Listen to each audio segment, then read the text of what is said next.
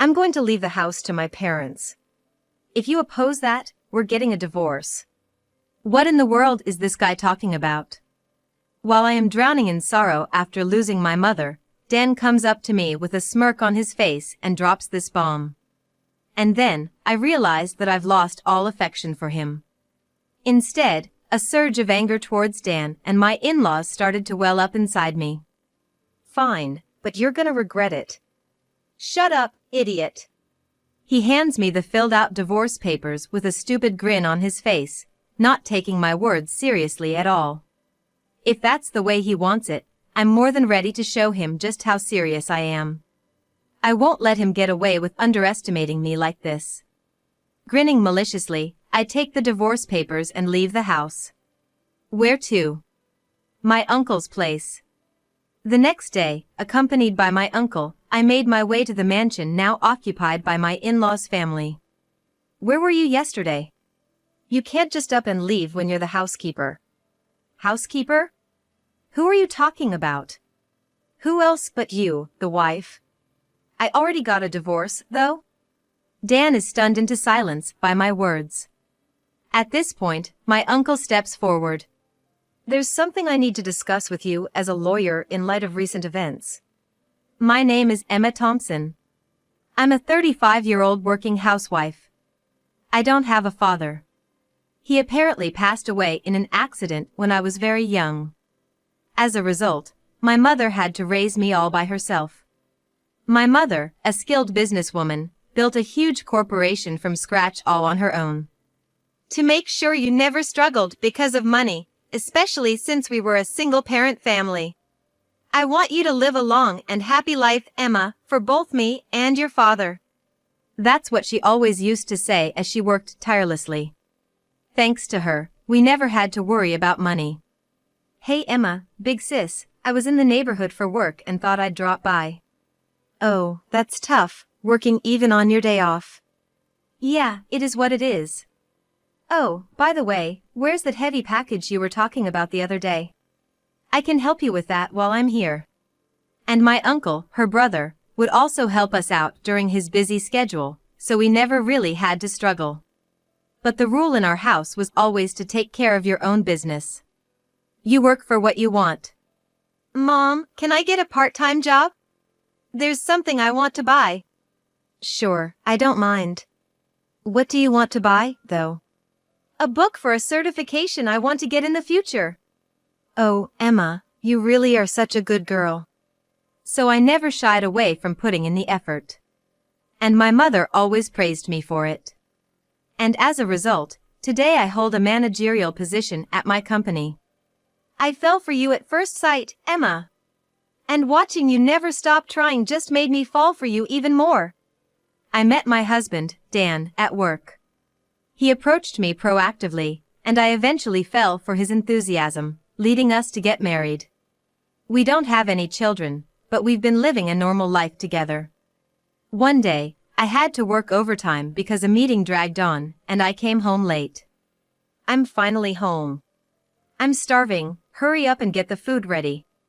When I got home, Dan was just lounging on the sofa, fiddling with his smartphone, not even greeting me with a welcome back. I couldn't help but sigh at the sight of him. I told you I'd be home late today, so go ahead and eat first, didn't I? Oh, did you? I definitely told you, and you even replied that you understood. Whatever, just hurry up and get the food ready. Dan continued to lie on the sofa, saying this. Unlike me, he doesn't hold any position at work. He's what you'd call a perennial employee. I always tell him that I want him to do more housework because of this, but he never lifts a finger. He leaves his clothes on the floor where he took them off and doesn't even try to clear away his plates after eating. When we first got married, he used to care about me and actively help with the chores. You know, I've just come back from work and I'm tired. You, on the other hand, have the luxury of lying on the sofa, so at least get your own food ready. Stop nagging. As if you could have kids. At those words, I snapped. It's true that we don't have children. But it's not entirely my fault. Both of us have bodies that make it difficult to have children. That's the same for you as well. It's your fault. We can't have kids because your body is defective. Despite this, Dan always blames it all on me. Perhaps he feels his pride is hurt because I have a position at work and he's not progressing in his career at all. In other words, he's just jealous and taking it out on me. That has nothing to do with this. If I'm defective for working and doing house chores, what does that make you? Who does neither? What did you say? Are you mocking me? That day, we ended up fighting. Feeling sulky, Dan went to bed without eating anything. I was left holding my head, unable to understand his actions. I've worked so hard, and yet. I muttered to myself while warming up some pre-made side dishes. The next morning, it was a rare day off with nothing to do, so I got up later than usual. Dan's not here, huh? He's usually sleeping till noon. He's probably gone to his parents' house or something. Thinking that, I got ready and headed to the hospital. Mom, I'm here. Oh, Emma. Are you off today? Yeah. How are you feeling? Same as always.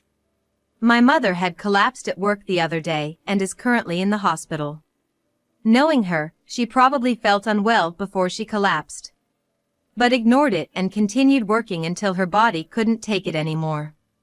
Even now, she must be feeling unwell, but she's working from her hospital bed. What about you? How are you doing? I'm fine, really. I replied with a smile to my mother, who was asking with a worried look. I can't give her any more to worry about. You know, the row of the trees in front of the office was beautiful again this year. Want to see the pictures I took? Yeah, I'd like to see them. With that thought, I changed the subject. Then, I had a pleasant chat with my mom and left the hospital after a while. Oh, it's from my mother-in-law. Checking my phone, I noticed a message from my mother-in-law. Honestly, I didn't feel like calling her back, but then she started calling me. Reluctantly, I answered. Where the heck have you been? I was visiting my mom at the hospital. What? You left Dan alone to prioritize your own parent? Her shouting over the phone made me grimace. As expected, Dan seemed to be at his parents' house.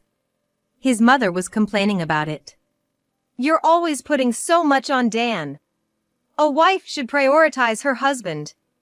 Just because you have a position doesn't mean you can get cocky. And you can't even have children. I wish she'd let her grown son live his own life. Dan always hides behind his parents. It's really pitiful. With those thoughts, I brushed her off and hung up. What's wrong, Emma? You look upset. Oh, hi, Uncle. Are you here to visit Mom too? Something like that. Then, from somewhere, my uncle called out to me. There was a man standing behind him. Is he your colleague? Yeah, he might be related to your work in the future. Let me introduce you. Bob Smith. Nice to meet you. He handed me his business card, and I gave him mine in return. Afterwards, my uncle told Bob to go ahead into the hospital because he had something to discuss with me. So, who was on the phone? Yeah, my mother-in-law. I explained the situation with a wry smile. Dan, who doesn't do house chores and runs to his parents' house whenever we have an argument. His mother, who defends him and insults me for being infertile. After hearing my story, my uncle looked troubled. I'd rather you didn't tell Mom about this. I don't want her to worry anymore. All right. My uncle nodded, looking concerned. I thanked him and we parted ways. Not long after, something happened. Wait, Mom is... By the time I rushed back to the hospital, my mother had passed away. Stunned by the sudden farewell, I just couldn't catch up and was left in a daze. Unable to think of anything, my uncle firmly supported me and took care of the funeral arrangements. All right. With this, the inheritance is all ours. Really, she was the CEO of a major corporation, wasn't she? I wonder how many millions are in the inheritance.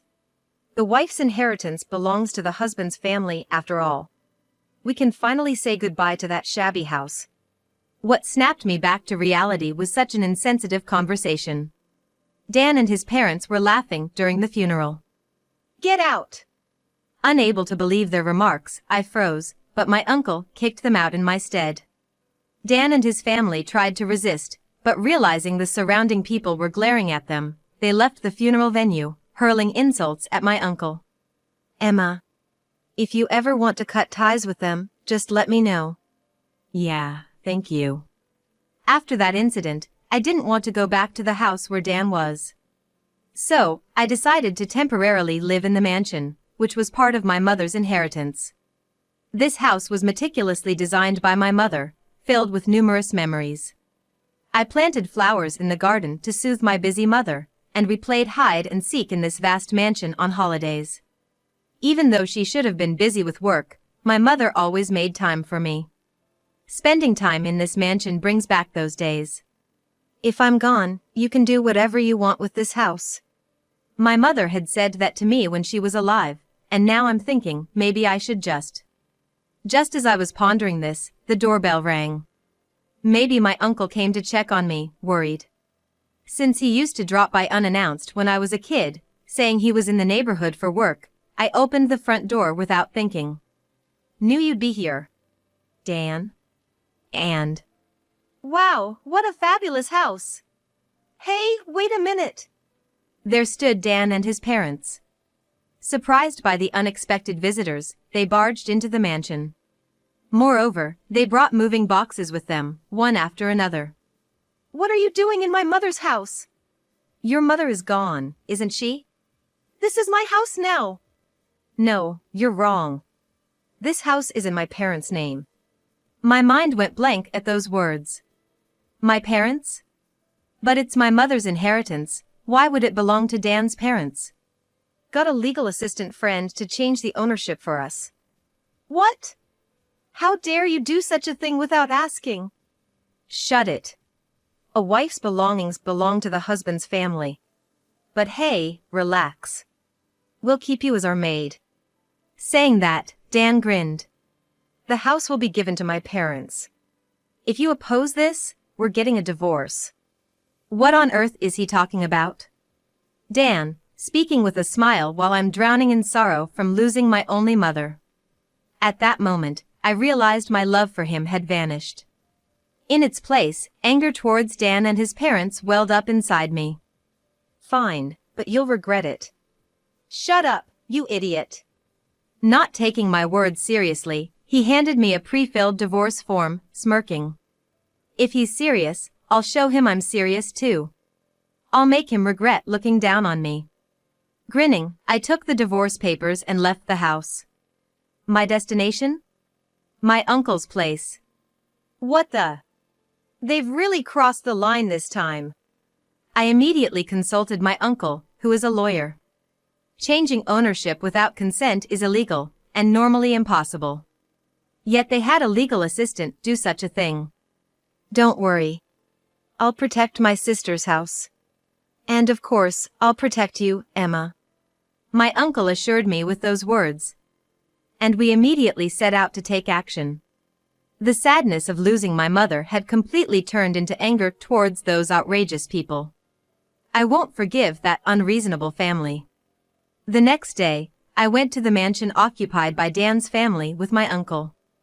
"Where were you yesterday?" "A maid can't just leave on her own accord." "Maid? Who are you talking about?" "Who else?" "You, the wife." "We're divorced, though?"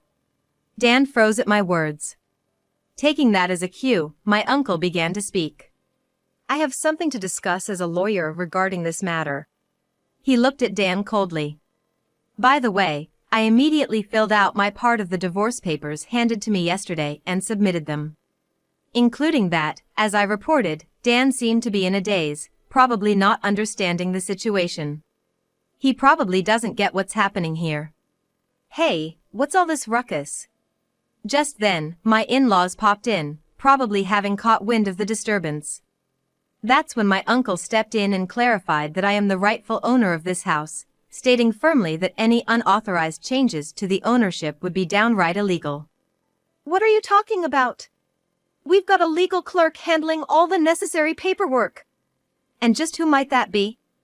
You do realize this is a clear-cut case of forgery, right?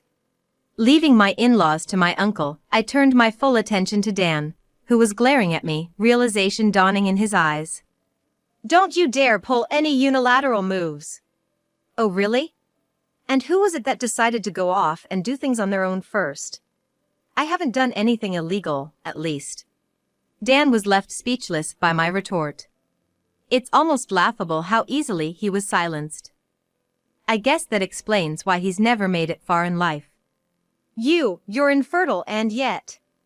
You always bring that up so quickly, but to be quite frank, you're not in a position to talk. Yes, I do have difficulties getting pregnant. However, there is still a chance for me if I seek treatment. Dan, on the other hand, has been told outright that having children is out of the question for him, even with medical intervention. I might still have a shot at having kids. You, however, are completely out of luck when it comes to holding your own child. That's just. I'll never forgive you for belittling the cherished memories I have with my mother. Dan bowed his head in defeat. And it seemed like my uncle had successfully shut my in-laws up. Pack your things and leave here immediately. And be prepared for what's coming next. Under our icy glares, their faces turned pale. They will regret trashing the house filled with memories of my mother and me, a house they dared enter with their shoes on. My sister had realized that you were going through a hard time. It turns out my mother had noticed something was amiss and had asked my uncle to look out for me, anticipating that I wouldn't want to burden her with my troubles. She knew I'd keep quiet, not wanting to cause her any stress. So she asked you to help me in her stead. That's what I heard from my uncle. Further investigation revealed that Dan and his family had been bragging about their plans to swindle my inheritance the moment my mother passed away. To prevent this, my mother had drawn up a will, entrusting everything to me. She had left the will with Bob, a friend introduced by my uncle. Right here, it states that all of her estate is to be left to her daughter, Emma. And she made it clear that she can do as she pleases with this mansion. It was clearly written in the will that had been entrusted to Bob. Dan's face turned ashen as he heard this, and he started to cling to me desperately. Please, Emma, I'm begging you. I've already sold our house, and my parents' house is gone too. What? Why on earth would you do something like that without thinking it through? It came out that Dan had racked up a significant amount of debt behind my back. And all of it was from spending lavishly at nightclubs. He had taken advantage of my busy schedule to frequent these clubs, throwing money at the hostesses night after night. To pay off his debts, he had sold off both our house and his parents' house. Well, that's your problem, not mine. Emma, but you're my wife, aren't you? I was your wife. Now, you've got two choices. Either face the consequences of forgery or buy back the mansion for $3 million. There's no way I can. Selling the houses had just barely allowed Dan to settle his debts. There was no way he could come up with $3 million. His parents were in the same boat. Watching him squirm, I decided to file a police report. And as I kicked the in-laws out and took stock of the mansion, I noticed several things missing. Some of my keepsakes are gone. What's the meaning of this? That wasn't me. My mom said she wanted to sell the stuff she didn't like. So, it turned out my in-laws had taken the liberty of selling things themselves. Looks like I've got more grounds to sue them. In the end, Dan and his family were left saddled with a massive amount of debt. And I made sure he was properly ousted from the company. After all, I'm the president now, having taken over from my mother. Bring me that idiot wife. In such a situation, the father-in-law stormed into the company. He then went on a rampage, demanding that the damage report be withdrawn and money be handed over, which ultimately led to the police taking care of him as well. What a hopeless parent and child, my uncle and I would say with a bitter smile. So it seems we've figured out who that notorious legal clerk really is. Turns out, that legal clerk was apparently a cousin of Dan's. He manipulated the situation to make me look like a villain, grabbed a hold of my weaknesses to force me into cooperating. Because of this incident, this cousin has been cut off from his path as a legal clerk, holds a grudge against our in-laws, and has been spreading rumors in the family saying I was deceived. They are demons, leading to our in-laws' isolation.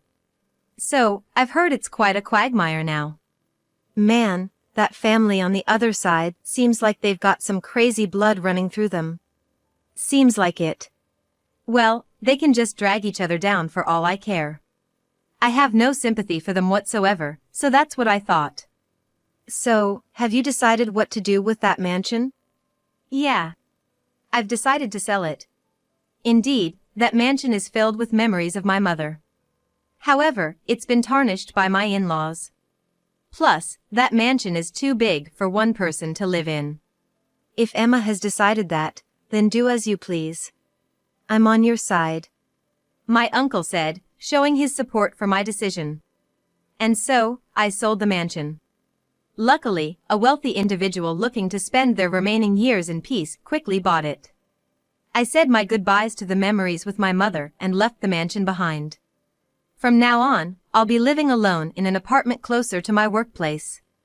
Emma! Oh, Bob. I heard from the senior, and I came here. I was approached by Bob right after leaving the office. I owed a lot to him for investigating Dan's family and helping me gather evidence. Would you have some time to spare for me? Sure, I don't mind, and with that, we entered a cafe near the office. Thank you for everything, including what you did about my mother. No. I just wanted to be there for you, Emma. Saying that, Bob looked at me earnestly. Surprised, I still looked back at him. I like you, Emma. What? I know things just settled with Dan, and you might not feel the same way right now. But please think about it when things have calmed down.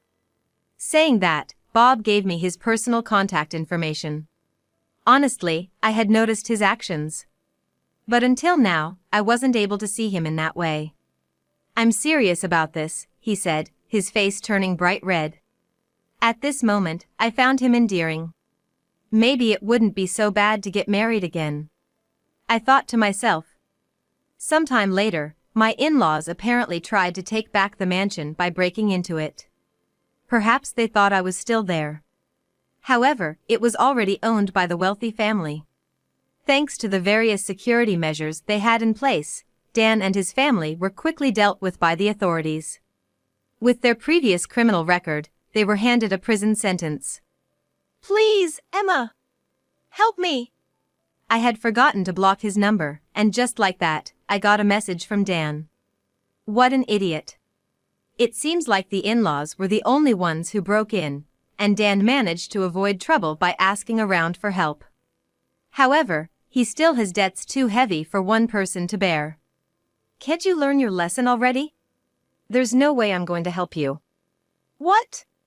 We were married once, weren't we? Really, I'm just disappointed in myself for not having enough discernment when it comes to you. I've realized I shouldn't be swayed by you. I need to be more careful from now on. Well, I don't think I need to worry about that anymore.